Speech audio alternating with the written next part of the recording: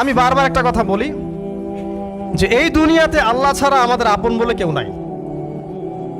আপনি যাকেই আপন মনে করেন না কেন, আমাদের সম্পর্ক আছে বাবার সাথে, মায়ের সাথে, স্ত্রী সন্তানদের সবার সাথে, আমাদের হক আছে, অধিকার আছে, সব ঠিক আছে। বিশ্বাস করেন আল্লাহ ছাড়া আপন বলে আপনার কেউ নাই। এই যে গার্লফ্রেন্ডকে আপন মনে হয়, এরা আপন না। স্ত্রী সন্তানদেরকে খুব আপন মনে হয়, আপনার মৃত্যুর পর 40 দিন সময় লাগবে না সব ভুলে যেতে। পিতামাতা ভাই বোন সবাইকে আপন মনে হচ্ছে। পিতামাতার স্থান বাবা মার পরে, আল্লাহ রসুলের পরে, সেটা ঠিক আছে, তো আপন আল্লাহ ছাড়া তারা নন। আপনি তাদের মনোপুতভাবে নিজে প্রতিষ্ঠিত হতে পারবেন না, তারা আপনাকে চিনবে না। বললো সারাটা জীবন তোর পিছনে এত টাকা ঢাললাম, কি করলি? কিচ্ছু করতে পারলি না।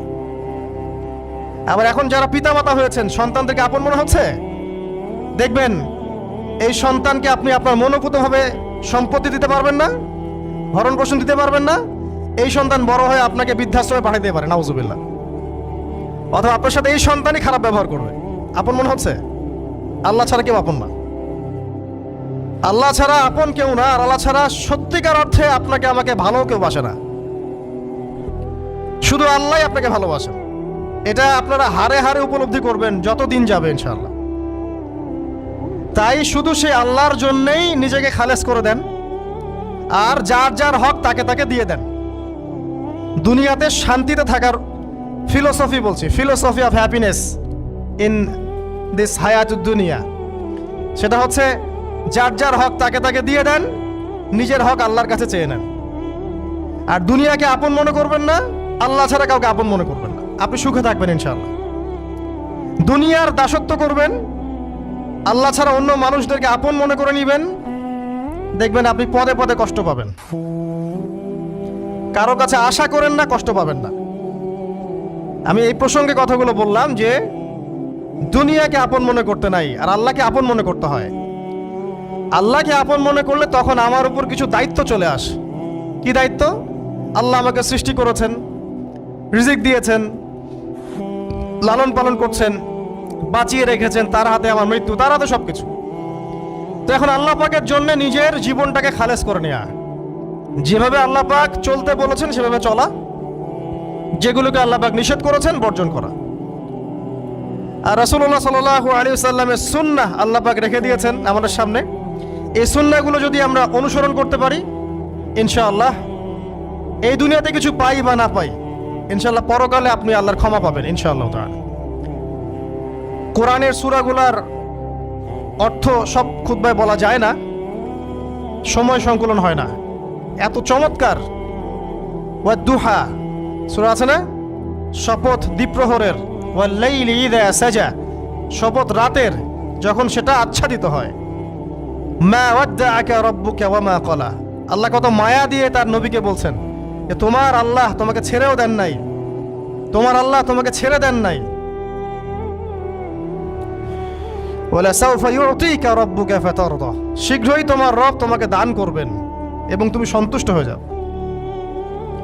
দুনিয়াতে চলতে গেলে দুঃখ কষ্ট হয় না? যারা ঈমান নিয়ে চলে ওদের দুঃখ কষ্ট বেশি হয়।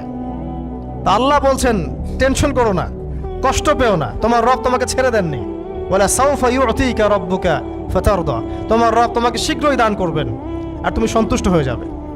আলাম ইয়াজিদকা ইয়াতীমান ফাআওয়া, আল্লাহ বলছেন আল্লাহ কি তোমাকে ইয়েতিম রূপে পাননি? এরপর আল্লাহ কি তোমাকে প্রতিপালন করে বড় করেননি? ওয়াজাদাকা দাল্লান ফাহাদা, আল্লাহ কি তোমাকে পথভ্রষ্ট পান নাই? তোমাকে আল্লাহ পাক হেদায়েত দেন নাই? তো আল্লাহ যে এগুলো করেছেন সে আল্লাহ তোমাকে পরকালে ইনশাআল্লাহ ভালো রাখবেন। ফাআম্মাল ইয়াতীমা ফালা তাকহার, তো তুমি ইয়েতিমদের প্রতি কঠোর হয়ো না। ওয়াম্মা সাইলা ফালা তানহার, কেউ চাইলে তার হাতকে খালি ফিরিও না, ধমক দিও না। ওয়াম্মা বিনিআমাতি রাব্বিকা ফাহাদ্দিস, তোমার রবের এই সমস্ত নিয়ামতগুলো তুমি মানুষের কাছে বর্ণনা করতে থাকো। এর পরের সূরার দিকে খেয়াল দেখবেন, সূরা আলাম নাশরাহ লাকা সাদরাক, মনে হয় দুটো একটা আরেকটার সাথে পেয়ার। আলাম নাশরাহ লাকা সাদরাক, আমি কি তোমার হৃদয়কে প্রশস্ত করে দেই নাই? ওয়াদা'না আনকা ওয়িজরাক, তোমার বোঝাগুলো হালকা করিনি? কাকে বলছেন এগুলো আল্লাহ পাক? রাসূলুল্লাহ সাল্লাল্লাহু আলাইহি ওয়াসাল্লাম। তো যে মানুষটা জান্নাতে যাবে নিশ্চিত, এবং যিনি জান্নাতের দরজা না খুললে জান্নাতের দরজা কারো জন্য খোলা হবে না। যে মানুষটা হচ্ছে ভদ্র, স্মার্ট, বিচক্ষণ, কোনো মানুষ পৃথিবীতে নাই।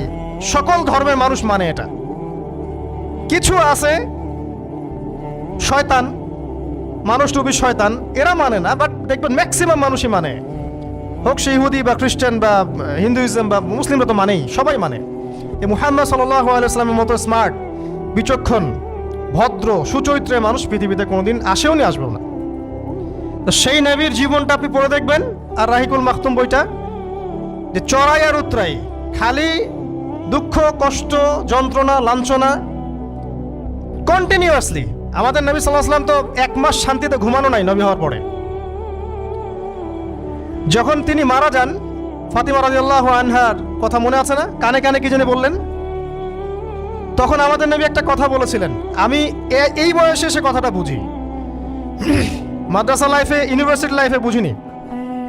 নবীজি বলেছিলেন তার মেয়েকে, ফাতিমা রাদিয়াল্লাহু আনহা তার কষ্ট দেখে কান্নাকাটি শুরু করলেন। আমাদের নবীজি তাকে কাছে ডেকে বললেন কানে কানে যে কি জানি একটা বললেন। তারপর ফাতিমা রাদিয়াল্লাহু আনহা চুপ করে গেলেন। তো পরে জিজ্ঞাসা করা হলো কি বলেছিলেন, তিনি বললেন আল আব্বাজান বলেছেন আজকের পর তোমার আব্বার কোনো কষ্ট থাকবে না, আর তুমি আমার পরিবারের মধ্যে সবার আগে আমার সাথে সাক্ষাৎ করবে। এই যে আজকের পর আমার আব্বার আর কোনো কষ্ট থাকবে না, এর মানে বোঝেন, মানে সারাটা নববী জীবন কত যে কষ্ট নবী সাল্লাল্লাহু আলাইহি ওয়াসাল্লামকে সহ্য করতে হয়েছে। আজকে জান্নাতে যাওয়ার দিন, আজকে আর তোমার আব্বার কোনো কষ্ট থাকবে না। এই মানুষটার যদি এই অবস্থা হয়, তাহলে আমরা কি? আল্লাহ পাক সেই মানুষটাকে এই সূরা দুটো শোনাচ্ছেন, আমি কি তোমাকে এতিম পাই নাই, তোমাকে পথভ্রষ্ট পাই নাই, হেদায়েত দেই নাই, ভরণ পোষণ করিনি, আমি আল্লাহ তোমাকে ছেড়ে দেই নাই, শীঘ্রই তোমাকে দান করব, হ্যাঁ, তোমার বোঝাকে আমি হালকা করিনি। ফাইন্না মাআল উসরি ইউসরা, ইন্না মাআল ইউসরি ইউসরা, কষ্টের সাথেই স্বস্তি আছে, নিশ্চয়ই কষ্টের সাথেই স্বস্তি আছে। ফাইদা ফারাগতা ফানসাব ওয়া ইলা রাব্বিকা ফারগাব, যখন তুমি অবসর পাবে তখন তোমার রবের দিকে একনিষ্ঠ হও। এটাই বলতে যাচ্ছি আমি আপনাদেরকে, যে আমাদের উচিত শুধু আল্লাহর দিকে একনিষ্ঠ হওয়া, দুনিয়াকে ভালো না বাসা, কিচ্ছু না দুনিয়াটা। আমার চেয়ে ভালো আপনারা এটা জানেন না, কিচ্ছু না দুনিয়াটা, মানে মুহূর্তে ডিজাস্টার হয়ে যেতে পারে। আর যাদেরকে নিয়ে এই দুনিয়া, আমাদের মা বাবা, ভাই বোন, আত্মীয় স্বজন, স্ত্রী সন্তান, এরা সবাই যে যার হক চাচ্ছে, তাদের হক দিয়ে দেন, আপনি খুব ভালো। দিতে পারবেন না, আপনি ভালো না। সারাটা জীবন করতে থাকেন, দেখবেন একদিন দিতে পারেন নাই, সে আপনাকে চিনবে না। নবী সাল্লাল্লাহু আলাইহি ওয়াসাল্লাম বলেননি এই কথাগুলো? জাহান্নামে যাওয়ার কারণ এগুলো উল্লেখ করেন নাই? কিসের আত্মীয় আর কিসের আপনজন আর কিসের অফিসের বস আর কিসের কি, সবাই সবার স্বার্থ নিয়ে পড়ে আছে। শুধু একজন সত্তা আপনার কাছে স্বার্থ চায় না, সে কে? আল্লাহ পাক। এটা যদি বুঝতে পারেন তাহলে দেখবেন মনটা আল্লাহর দিকে নরম হয়ে যাবে। আর মুসলিমদের এখন এই মানসিক আত্মশুদ্ধিটা বেশি দরকার। আমরা কেন যেন অস্থির জাতি হয়ে গেছি এখন, একটা মানসিকভাবে শান্তি নেই আমাদের মধ্যে। খেয়াল করে দেখবেন সারা দিন দুশ্চিন্তা, দুর্ভাবনা, পেরেশানি।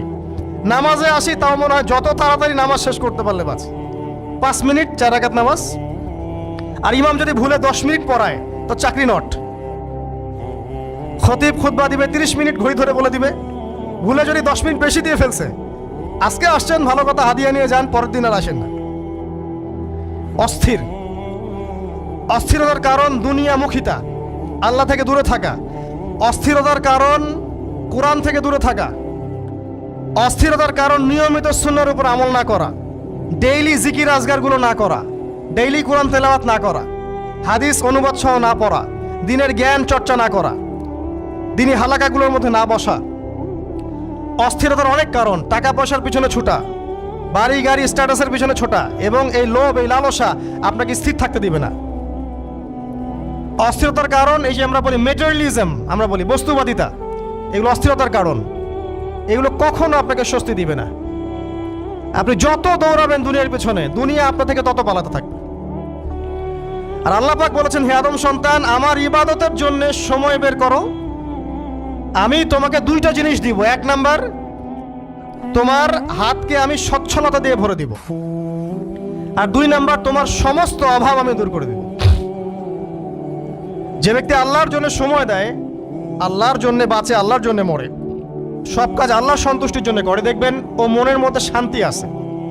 হয়তোবা তার 5তলা 10তলা বাড়ি নাই, BMW নাই, সুজুকি জিক্সার নাই, তারপরে দেখবেন সে অনেক শান্তিতে আছে, কারণ তার মনের মধ্যে একটা প্রশান্তি কাজ করে। আর যে ব্যক্তির মধ্যে দেখবেন আল্লাহর কনসিয়াসনেস নাই, ইবাদত নাই, কোরআন সুন্নাহ এগুলো কিচ্ছু নাই, দুনিয়ার সব আছে, দেখবেন ব্যাংক ব্যালেন্স, টাকা পয়সা, মনে শান্তি নাই। এই মনের শান্তিটাকেই উসমান রাদিয়াল্লাহু আনহু বলতেন যে আল গিনা, মানে ধনাঢ্য, ধনী বলি না আমরা, এটাই হচ্ছে ধন।